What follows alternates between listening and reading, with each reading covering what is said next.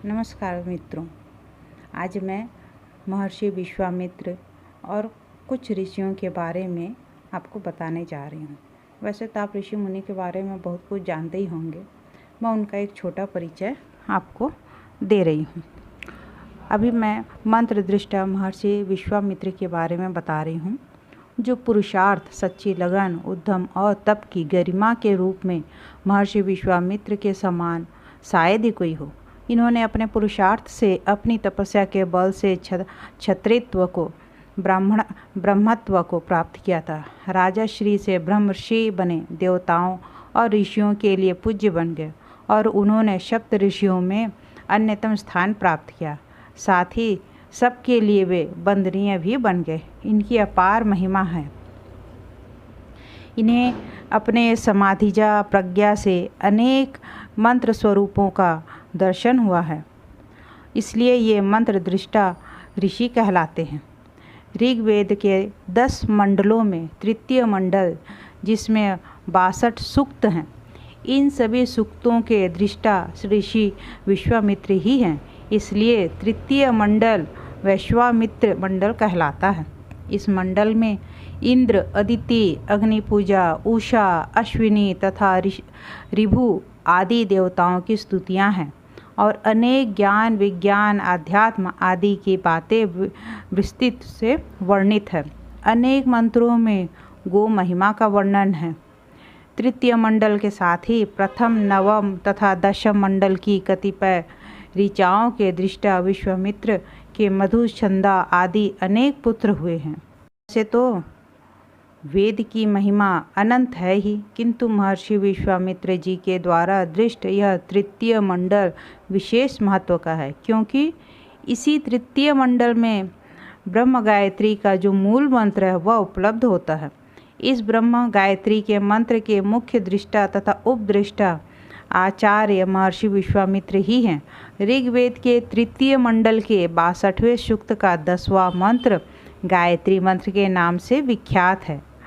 यदि महर्षि विश्वामित्र न होते तो यह मंत्र हमें उपलब्ध ही न होता। उन्हीं की कृपा से, साधना से यह गायत्री मंत्र प्राप्त हुआ है।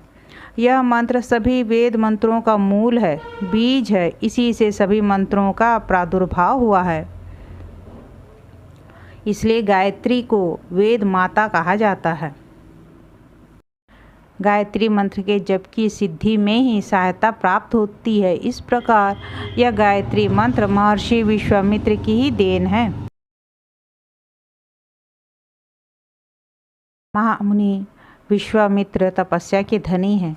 इन्हें गायत्री माता सिद्ध थी और इनकी पूर्ण कृपा इन्हें प्राप्त थी। इन्होंने नवीन सृष्टि तथा त्रिशंकु को सशरीर स्वर्ग आदि भेजने और ब्रह्मर्षि पद प्राप्त करने संबंधी जो भी असंभव कार्य किए हैं, उन सब के पीछे गायत्री जप एवं संध्योपासना का ही प्रभाव था।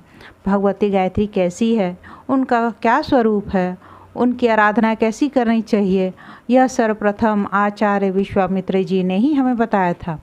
उन्होंने भगवती गायत्री को सर्वस्वरूपा बताया और कहा है कि यह चराचर जगत स्थूल सूक्ष्म भेद से भगवती का ही विग्रह है, तथापि उपासना और ध्यान की दृष्टि से उनका मूल स्वरूप है।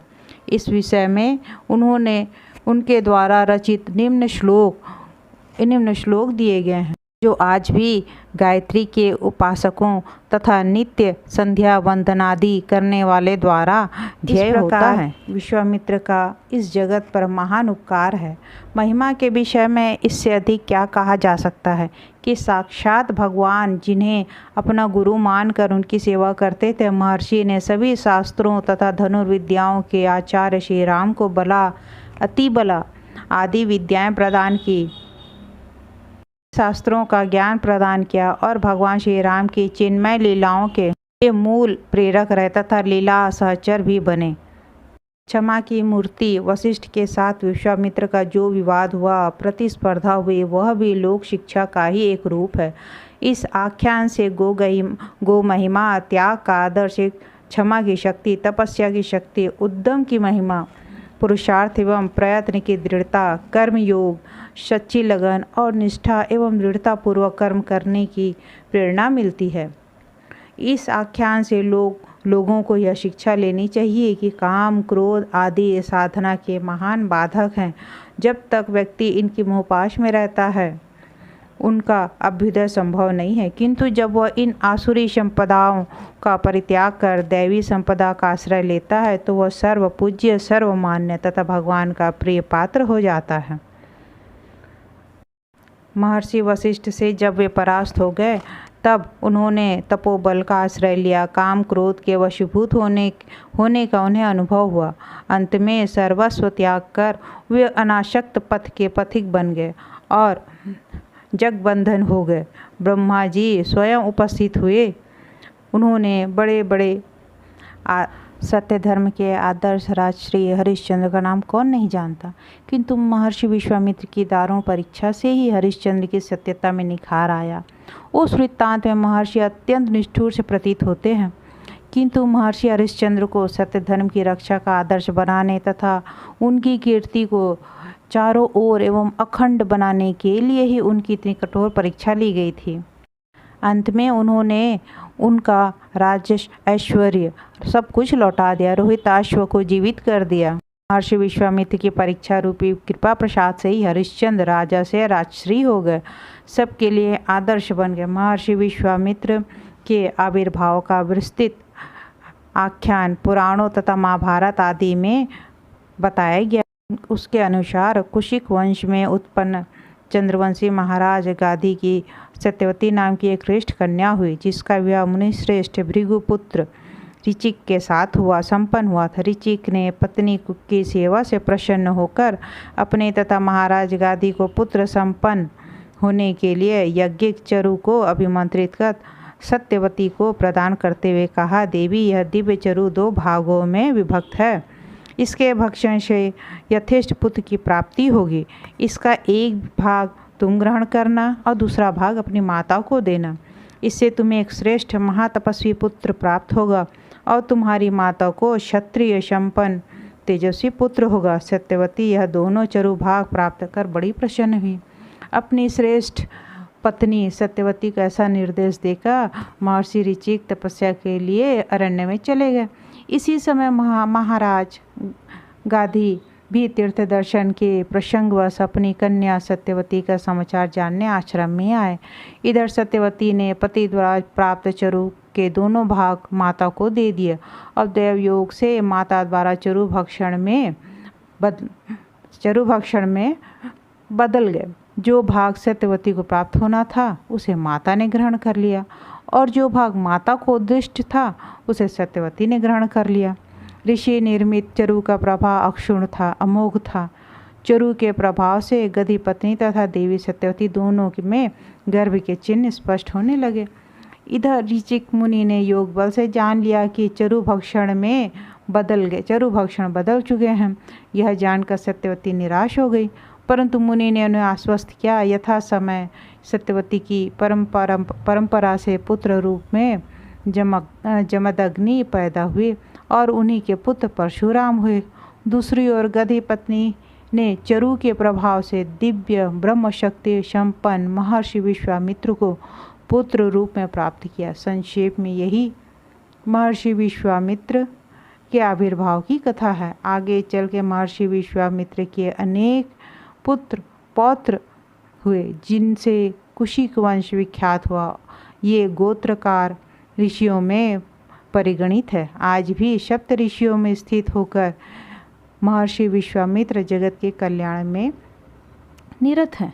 तो ये थी उनका एक छोटा सा परिचय, महर्षि विश्वामित्र के जन्म की कथा। अब मैं महर्षि अत्रि के बारे में बताने जा रही हूँ।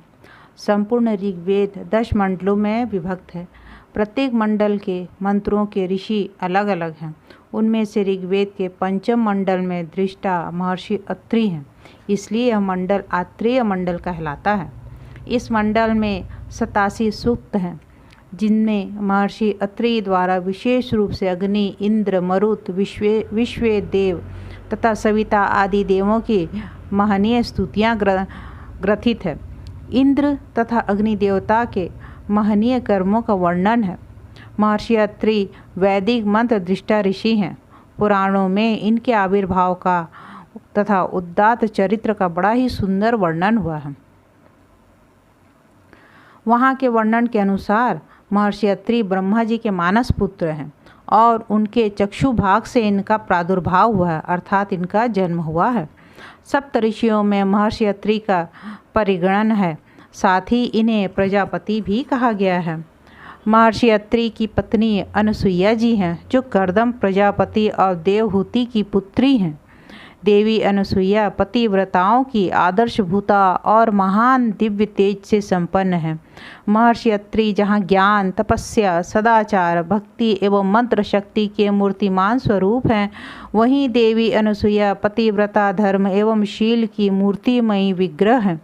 भगवान श्री राम अपने भक्त महर्षि अत्रि एवं देवी अनुसुईया की भक्ति को सफल करने स्वयं उनके आश्रम पर पधारे। माता अनुसुईया ने देवी सीता को पतिव्रता का उपदेश दिया। उन्होंने अपने पतिव्रत के बल पर शैव्य ब्राह्मणी के मृत पति को जीवित कराया तथा बाधित सूर्य को उदित कराकर संसार का कल्याण किया। देवी अनुसुईया का नाम ही बड़े महत्व का है। असूया नाम है पर दोष दर्शन का, गुणों में दोष बुद्धि का, और जो इन सब विकारों से रहित है वही अनुसुईया है। इस प्रकार महर्षि अत्रि भी अजोड़ त्रि है, अर्थात वे तीनों गुणों सत्व, रजस, तमस से अतीत हैं, गुणातीत हैं। इस प्रकार महर्षि अत्रि दंपति एवं विद्ध अपने नामानुरूप जीवन यापन करते हुए सदाचार परायण हो चित्रकूट के तपोवन में रहा करते थे।